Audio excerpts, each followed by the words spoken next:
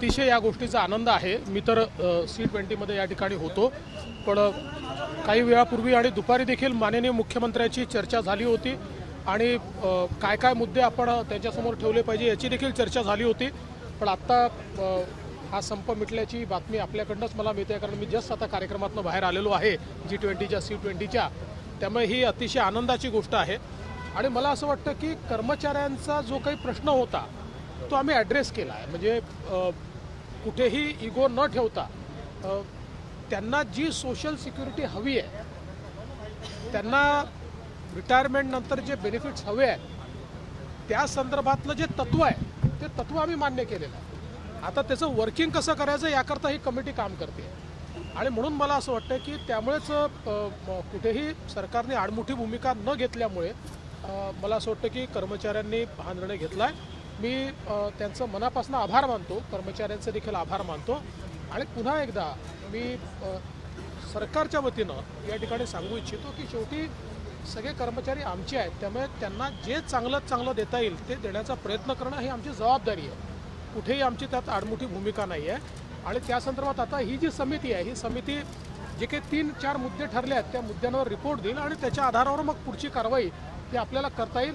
शेवटी जे आम्ही सातत्याने म्हणत होतो की संवादातनं तोडगा निघतो, तो संवाद झालेला आहे आणि म्हणून मी कर्मचाऱ्यांचंही अभिनंदन करतो आणि विशेषतः पुढाकार घेतल्याबद्दल माननीय मुख्यमंत्र्यांचं मी विशेष आभार मानतो। तुमचा यामध्ये मोठा रोल होता, कर्मचाऱ्यांसोबत वारंवार चर्चा केली होती।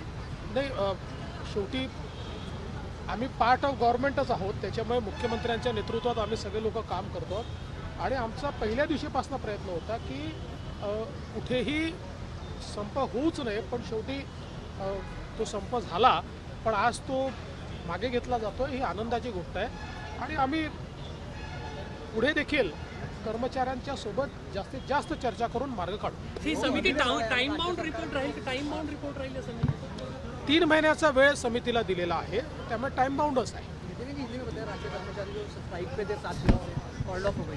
देखिए 7 दिनों से हमारे जो सारे राज्य सरकार के कर्मचारी थे वो ओल्ड पेंशन को लेकर स्ट्राइक पर गए थे। उनके साथ हमने काफ़ी नेगोशिएशंस किए और हमने उनको ये कहा है कि रिटायरमेंट के बाद उनको सोशल सिक्योरिटी मिलनी चाहिए, उनको ठीक ढंग से जीने के लिए रिसोर्सेस मिलने चाहिए। ये जो प्रिंसिपल है, इस प्रिंसिपल को हम मान्य करते हैं और उसी के आधार पर हम लोगों ने एक कमेटी तैयार की है कि जो committee old pension scheme, new pension scheme, ये सबको देखेंगी, उसकी जांच करेगी और किस प्रकार से हम लोग वो सारे बेनिफिट्स उनको दे सकते हैं ताकि वो एक अच्छी ज़िंदगी जी पाए और किसी के ऊपर डिपेंडेंट ना रहे। इस प्रकार का सारा उसकी जो चीज़ें उसका अभ्यास करके कमेटी अपना रिपोर्ट देगी। साथ साथ जो हमारे सारी यूनियंस है वो यूनियंस भी कमेटी के सामने जाएगी और यूनियंस के साथ भी कमेटी पूरा विमर्श करेगी और एक इंडिपेंडेंट कमेटी हमने तैयार की है। 3 महीने का समय दिया है और ये जो पहल हमारे मुख्यमंत्री जी ने की उसके बाद कर्मचारियों ने स्ट्राइक वापस लिया, ये बहुत अच्छी बात है। मैं उनका भी आभार व्यक्त करता हूँ और मुख्यमंत्री जी का अभिनंदन करता हूँ। अनिल जयसिंघांनी याला गुजरात पोलिसांनी ताब्यात घेतलेलं आहे, त्याच्यावर सविस्तर बोलीन नंतर। तसंच असतं, असं आहे की आम्ही तर त्यांना पहिल्या दिवशी सांगितलं होतं की जे काही आउटकम असेल ते आपण कोणालाच एक्सक्लूड करायचं नाही आहे, इन्क्लुजननीच आपल्याला चालायचं आहे, त्याच्यामुळे निश्चितपणे सगळ्यांनाच लागू होईल ते। विकासाला कशा प्रकारे चालना मिळेल? मला अतिशय आनंद आहे की आज G20च्या अंतर्गत C20चं या ठिकाणी उद्घाटन झालेलं आहे। आज उद्घाटनाच्या सत्राला मी स्वतः त्या ठिकाणी उपस्थित होतो आणि जवळजवळ 26 देशातनं त्या ठिकाणी 350 लोक आले आहेत। जवळजवळ 150च्या जवळपास फॉरेन डेलिगेट्स या ठिकाणी आहेत आणि आज माता अमृतानंदमयी असतील किंवा कैलाश सत्यार्थींसारखे नोबेल पुरस्कार विजेते हे देखील या ठिकाणी होते आणि अतिशय चांगलं मार्गदर्शन झालं। परंतु हे उद्घाटनाचं सत्र होतं। आता जवळजवळ 14 विषयांवर वेगवेगळे ग्रुप्स या ठिकाणी काम करत आहेत आणि त्या 14 विषयावर डेलिब्रेशन्स होतील आणि मग त्याचा रिपोर्ट तयार होईल जो G20ला किंवा जी काही त्या ठिकाणी C20चं सेक्रेटरिएट आहे त्या ठिकाणी नेलं जाईल। मला हा विश्वास आहे की विशेषतः सिव्हिल सोसायटी जी आहे त्याची जी एंगेजमेंट आहे ही अत्यंत महत्त्वाची आहे. कारण कुठल्याही देशाचा आत्मा ही सिव्हिल सोसायटी मुवमेंट असते आणि म्हणून ही एक अत्यंत महत्त्वाची बैठक या ठिकाणी पार पडते. अर्थातच बैठक झाल्यानंतर जे प्रमुख लोक आहेत ते या संदर्भात सांगतील, तो त्यांचा अधिकार है, त्यामुळे त्या संदर्भात ते ब्रीफ करतील. बहुत हिंदी में बताइए, आज G20 का उद्घाटन हुआ जिसमें आप मुझे बहुत खुशी है कि आज नागपुर में C20 का उद्घाटन हुआ है. G20 के तहत एक ये जो एंगेजमेंट ग्रुप है सिविल सोसाइटी का, उसकी बैठक हुई है. माता अमृतानंद मई इनके नेतृत्व में, उनकी चेयरमैनशिप में इसकी शुरुआत हुई है. कैलाश सत्यार्थी जी जैसे एक नोबेल लॉरियट भी उसमें शामिल हुए थे और 26 देशों से करीब 350 लोग यहाँ पर आए हो, 150 लोग ये विदेशों से यहाँ पर आए हुए हैं और बहुत ही कारगर इस प्रकार की चर्चा यहाँ पर हो रही है जिससे समाज को फ़ायदा होगा. क्योंकि हम ये मानते हैं कि किसी भी देश की जो व्यवस्था होती है उस व्यवस्था का आत्मा ये सिविल सोसाइटी होती है, वो एक आम आदमी की आवाज़ होती है. और इसलिए मैं ऐसा मानता हूँ कि बहुत अहम एंगेजमेंट है. और इसमें सबसे महत्वपूर्ण ये है कि हमारे आदरणीय प्रधानमंत्री जी ने जिस प्रकार से ये G20 का लोकतांत्रिकरण किया है, उसके कारण अब ये केवल चंद लोगों के डिस्कशन का विषय नहीं रहा है. तो G20 आप लोग भी नागपुर में देख सकते हैं, आम आदमी के डिस्कशन का विषय हुआ है.